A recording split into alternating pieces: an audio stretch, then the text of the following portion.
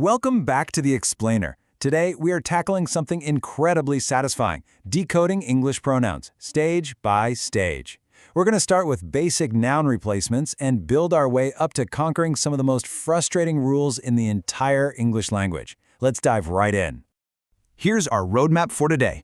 We're going to level up through 5 distinct stages, starting with why we even need pronouns, mastering those basics, diving into pointing and emphasizing, untangling the unknowns and connections, and finally, taking on the ultimate boss battles.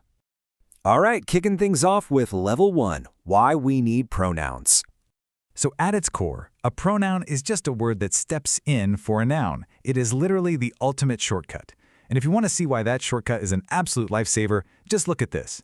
On the left, we have Sarah took Sarah's dog to the park because Sarah wanted to play with the dog. I mean, wow, that is exhausting to read, right? It's clunky, it's repetitive, it sounds totally unnatural. But check out the right side. Sarah took her dog to the park because she wanted to play with it. Boom! By just tossing in her, she, and it, the whole thing flows. Pronouns basically save us from sounding like broken records. Moving right along to Level 2, mastering the basics.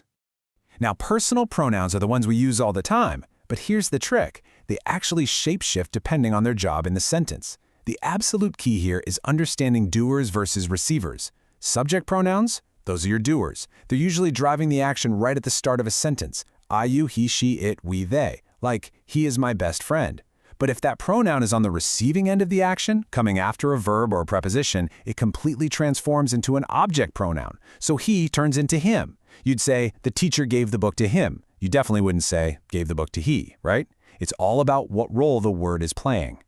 We also use pronouns to claim things, to show ownership, but you really gotta watch where you put them.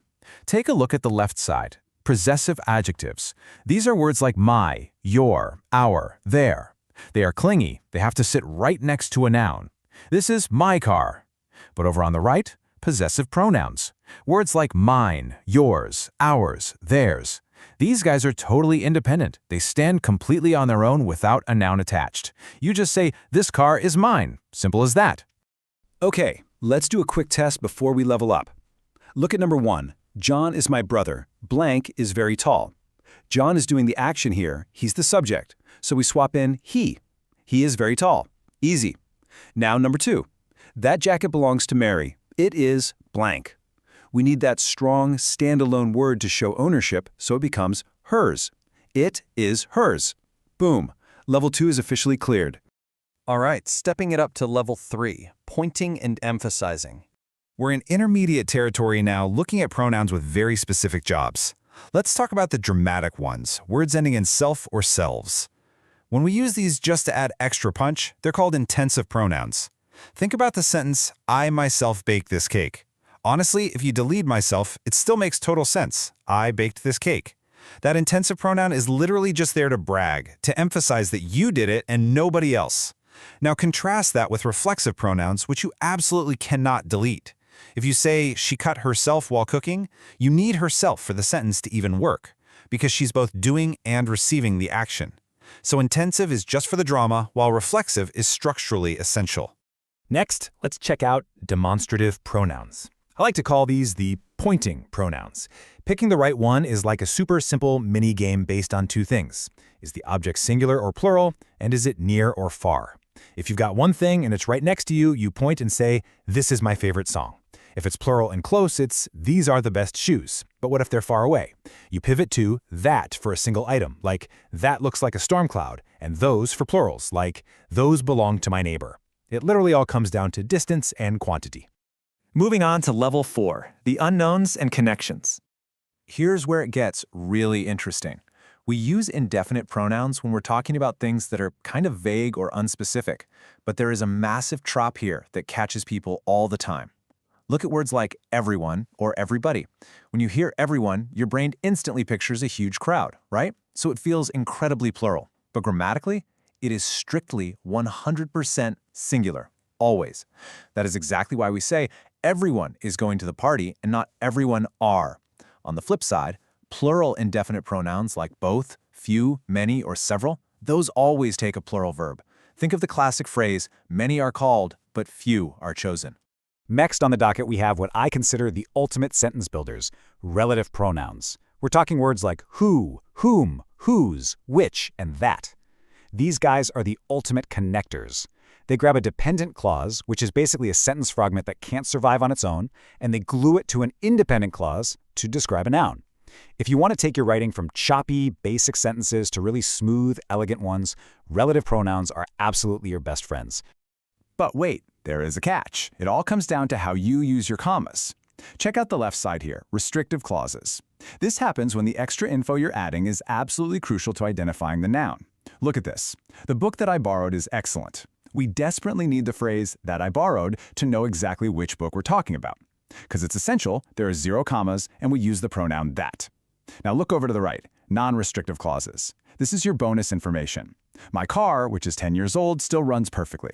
We already know which car it is. It's my car. The age is just fun trivia. Because it's a bonus, we surround it with commas, almost like little handles so you could just lift the phrase right out of the sentence. And we use the pronoun which. And here we are, Level 5, the ultimate boss battles. Welcome to the final stage, where we are tackling the absolute trickiest rules in the English language. First up, our mini-boss, the singular they. So historically, grammar purists would aggressively insist that if you didn't know a person's gender, you had to type out he or she, which, let's be honest, gives us really clunky sentences like, if a student is late, he or she must go to the office. It's just awkward. But language evolves, right? Today, major style guides like APA, MLA, and Chicago actually prefer using the singular they here. It is so much smoother to say, if a student is late, they must go to the office. It's cleaner, it's more inclusive, and yes, it is officially correct. Okay, brace yourself for this next one, because it's an advanced rule that trips almost everyone up. What on earth happens when you have 2 subjects connected by or nor? Well, the rule of proximity kicks in. The pronoun literally only cares about the noun that is physically sitting closest to it in the sentence. It just completely ignores the other one. No joke. Let's actually look at how wild this rule is in practice. In that first sentence, neither the manager nor the employees brought their laptops. Okay, the plural word employees is physically closer to the pronoun, so we use the plural there. Makes sense, but watch what happens if we just flip the nouns around. Neither the employees nor the manager brought his laptop. Because manager is singular and is now closer to the pronoun instantly snaps into the singular form his. The closest noun literally always wins. And now, the final boss, the one grammar rule that strikes absolute fear into the hearts of native speakers everywhere. Who versus whom. But hey, remember level 2, where we talked about subject doers and object receivers? That is literally all this is.